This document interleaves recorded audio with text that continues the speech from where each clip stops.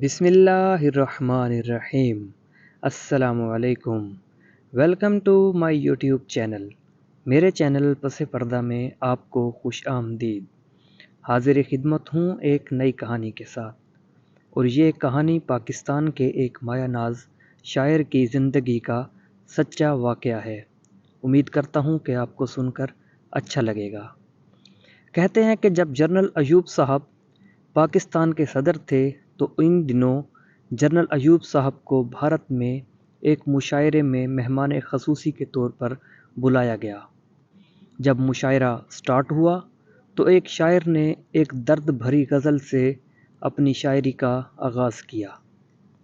جب وہ شاعر شاعری کر کے فارغ ہوا تو جنرل صاحب اس شاعر کو کہتے ہیں کہ محترم، جو غزل آپ نے سٹارٹ میں پڑھی بہت درد بھری غزل تھی، یقیناً کسی نے خون کے آنسوؤں سے لکھی ہوگی، اور داد دیتے ہوئے کہا کہ مجھے بہت پسند آئی ہے۔ تو وہ شاعر بولے، جناب عالی، اس سے بڑی آپ کے لیے خوشخبری اور حیرت کی بات یہ ہے کہ اس غزل کا خالق، اس کو لکھنے والا لکھاری یعنی کہ شاعر آپ کے ملک پاکستان کا ہے۔ جب جنرل صاحب نے یہ بات سنی تو آپ دنگ رہ گئے۔ اتنا بڑا ہیرا میرے ملک کے اندر اور مجھے پتہ ہی نہیں۔ جب آپ نے اس شاعر سے اس غزل کے لکھاری یعنی کہ شاعر کا نام پوچھا تو اس نے کہا، جناب عالی، اس درد بھرے شاعر کو ساغر صدیقی کے نام سے یاد کیا جاتا ہے۔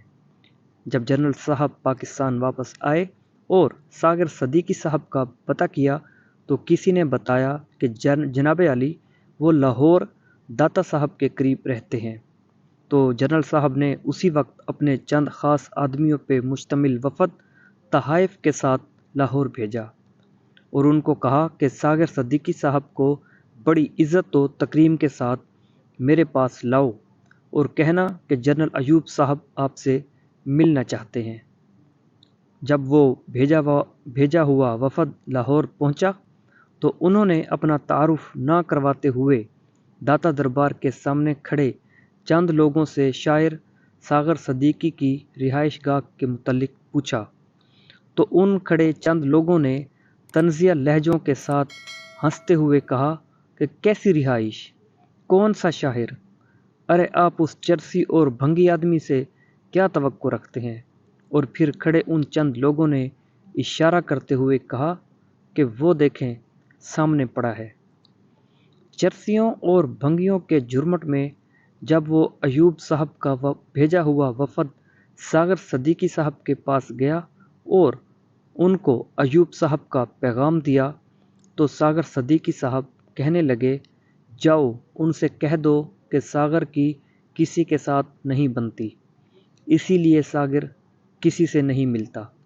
جب ساغر صدیقی صاحب نے یہ بات کہی تو بشمول ساغر نشے میں مست وہاں موجود ہر نشائی ایک زوردار کہے کے ساتھ کچھ دیر کے لیے زندگی کے دیے غموں کو بھول گیا۔ بہرحال بے پناہ اصرار کے باوجود وہ وفد واپس چلا گیا اور سارے احوال و حالات سے ایوب صاحب کو آگاہ کیا۔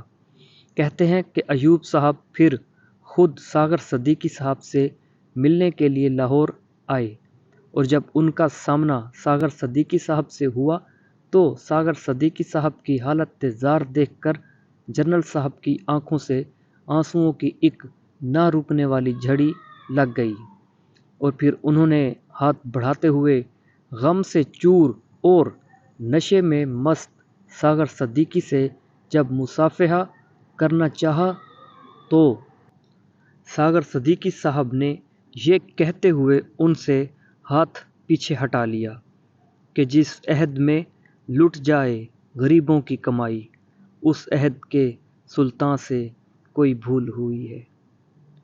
دوستو، امید کرتا ہوں کہ آپ کو ساغر صدیقی صاحب کی زندگی کا یہ واقعہ پسند آیا ہوگا۔ اس طرح کے مزید معلوماتی اور انٹرٹینمنٹ کہانیاں سننے کے لیے میرے یوٹیوب چینل کو سبسکرائب کریں۔ ملتے ہیں انشاءاللہ نیکسٹ ویڈیو میں۔ اللہ حافظ۔